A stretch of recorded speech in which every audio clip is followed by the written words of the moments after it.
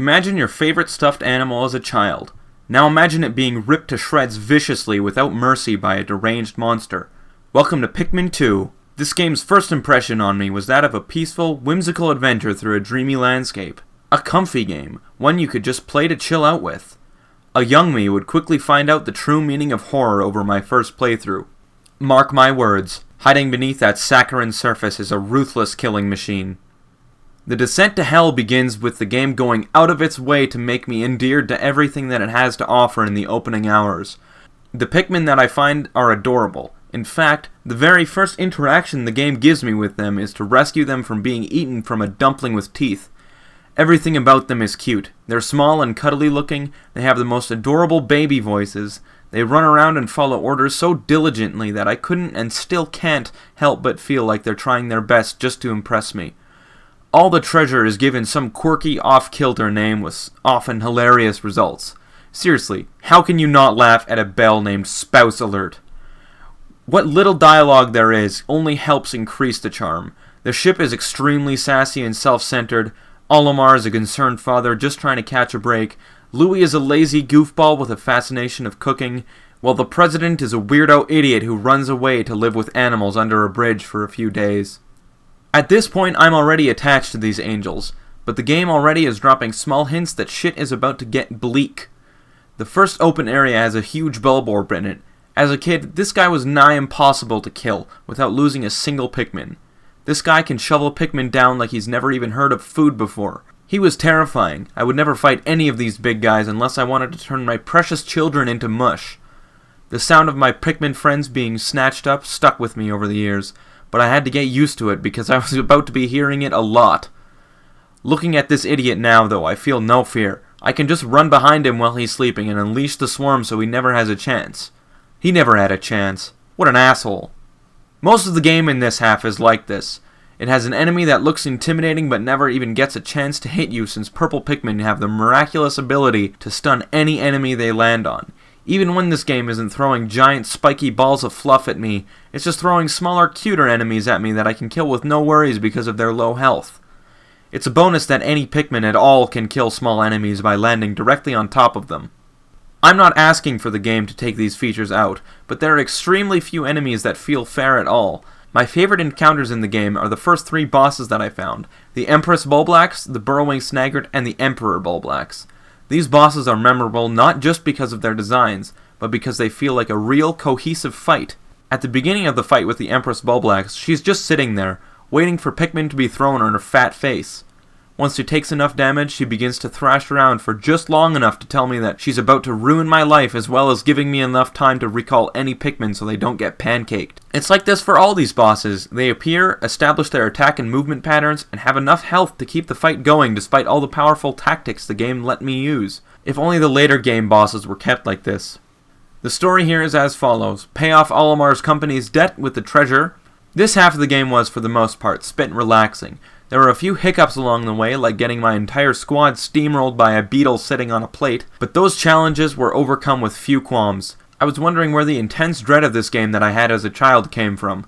Once I paid off the company's debt, the feeling immediately came rushing back to me. Olimar leaves his partner Louis behind on the planet.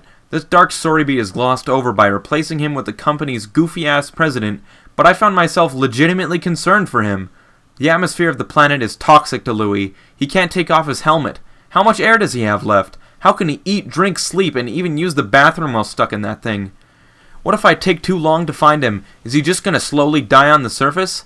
The credits that play after repaying the debt do a good job of showing him wandering around the surface, either looking bored or dejected. Either way, the game's stakes suddenly shot sky high. The other goal of the game in this stage is to find every treasure left in the world, which means traveling to every single cave, killing every single monster hiding inside them. These caves are serious business, especially the ones later in the game. Exploring them and claiming all their hilariously named treasure and fighting all the goofy enemies inside is a conceptually light-hearted task, but doing it is a completely different story. So many enemies in these endgame caves have the potential to kill over half of my Pikmin at any given time if I wasn't careful. The most notable of these instances is the entire cave named the Hole of Heroes.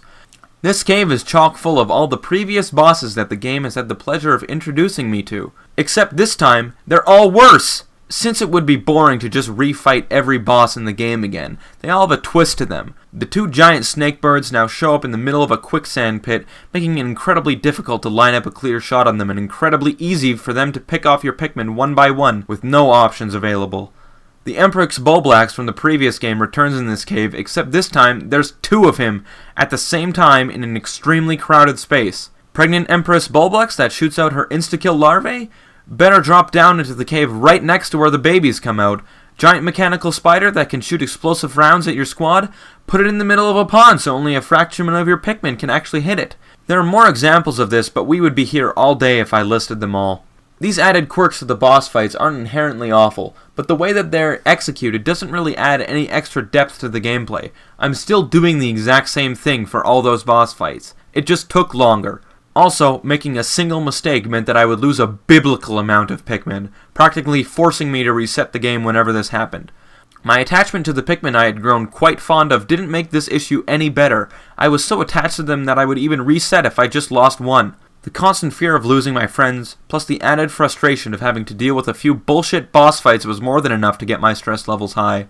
This cocktail of stress and frustration was clearly hit on the head by Louie's captor and the final boss of the game, the Titan Dweevil. Let me break this fight down for you. He stomps around just like the past 3 Dweevil bosses has, but this time, he has 4 different weapons strapped to his body. The way to defeat him is to launch Pikmin onto each of these parts and knock them off. This is where the problems start. He never stops moving, making it extremely difficult to line up a proper shot and to land Pikmin on his weapons. Occasionally he would stop moving to take a rest or attack using these weapons. During these attacks, there's nothing to do aside from try to dodge them and spam the whistle so no Pikmin die. Progressing through the fight, he almost never stopped to rest and would just spam attacks. This fight literally took me over 30 minutes to do just because there were so few opportunities to land a hit successfully. There was no challenge, no test of skill, just waiting. Playing Pikmin 2 had become an ordeal.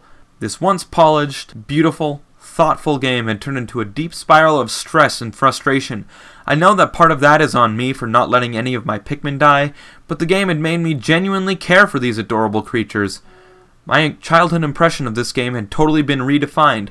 I used to think of it as a cute game with dark aspects, but now I think it's a game with a totally solid first 2/3 and an extremely frustrating last third. I feel bad saying bad things about this game, like my childhood self would be somehow disappointed in me, but maybe my taste in games and my standards have simply just changed. Hey, thanks for watching. This is the first video that I've ever made of this kind. Be sure to leave a comment, like, and subscribe if you like the content. And if you really like the content, then consider supporting me on Patreon to help my videos get better and come out quicker. Thanks for watching and have a great day.